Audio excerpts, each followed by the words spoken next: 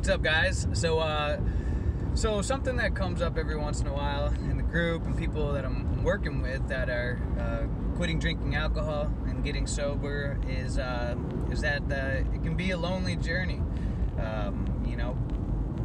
Can't always hang out with the same friends that you used to, or at least not as much, and in some cases not at all. And it can be a lonely journey. People stop reaching out to you, and it can affect you emotionally and make it harder. And so I want to talk about that. So first off, you should never lower your standards just to get people to like you. If someone's not gonna like you or want to be friends with you or date you or hang out with you because you don't want to drink, then that's not really the type of person that you want to be friends with, to begin with. A real friend should support you in your decisions, especially when they're decisions that are you're doing to become better as a person. Whether it's working out, losing weight, getting in shape, getting sober, quitting drinking. If it's a real friend, they should support you in that. It doesn't mean I don't drink, but I have plenty of friends in my life, family members and friends that still drink, and I still love them for who they are. It's okay. You don't have to cut off all of your friends and family that drink just because you stopped drinking. And in some cases, you might have to. So in some cases, you might, just depending on the situation and how toxic that they are for you, you might have to really cut those ties with certain people. As you're evolving and as you're wanting to become better in your own life, it is going to many times make other people uncomfortable.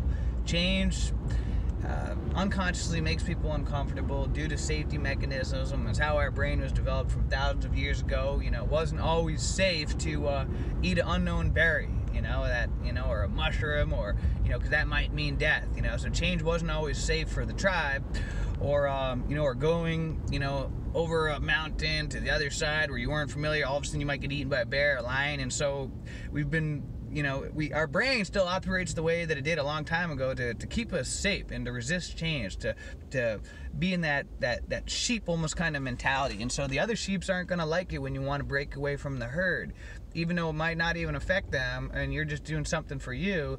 But unconsciously, a lot of times in the beginning, people are uncomfortable with you changing. Because, if you guys go to the bar every single day after work, that's kind of your ritual, and all of a sudden you say you're not drinking. Wait a second, my buddy's not coming with me to drink at the bar anymore. I don't like that. This is our ritual. This is what we do. We talk and we have fun and we laugh. They're not, a lot of times people won't like that, especially when it comes to something like drinking. You have your routines, you go to a certain place every week, every Thursday, or a Friday, Saturday, and you have your friends that you always get crunked up with, and then all of a sudden you say you're cleaning up your act, and they might not like that. And so what happens is when you first get in that journey and becoming sober, you'll find that it's like your phone stops ringing as much, you stop, getting as many text messages, people aren't as calling you up to talk anymore, just like they used to. And it could be kind of lonely. All of a sudden it's like, man, really, just because, I don't drink anymore, you don't like me as a person, and it can kind of hurt, but the thing is, you got to remember, and I've learned this, especially as I've gotten older in my life, is that, friends come and go. When you're younger, middle school and high school and college, you tend to think that these special friendships that you have are going to last forever, your boys and things like that. But friends come and go. As you get older, people get married, they have kids, they get devoted to their family, and they move, they change careers, and they go off grid, they disappear, and man, that's just part of life. Friends come and go. So it's okay, to evolve past certain friendships that you once had. Cherish the friendships for what they were, the experiences, and if they're not still gonna be friends with you because this person that you're becoming, then don't lower your standards just to keep them in your life. Sometimes you have to evolve past certain people, and although you're going into a period of loneliness, see it as a cool thing, as a challenge, because this is an opportunity to attract new friends into your life, friends that are sober, friends that you can have fun with without needing to get all messed up with, that friends that you can, you know, go do yoga with, or go to the gym with, or jiu-jitsu or CrossFit, do running races together, or your business partners in creating a business. You know, see it as an opportunity to create new friends that are more interested in self-development than happy hour. And so yeah, guys, it is normal. That can be a normal part of the process.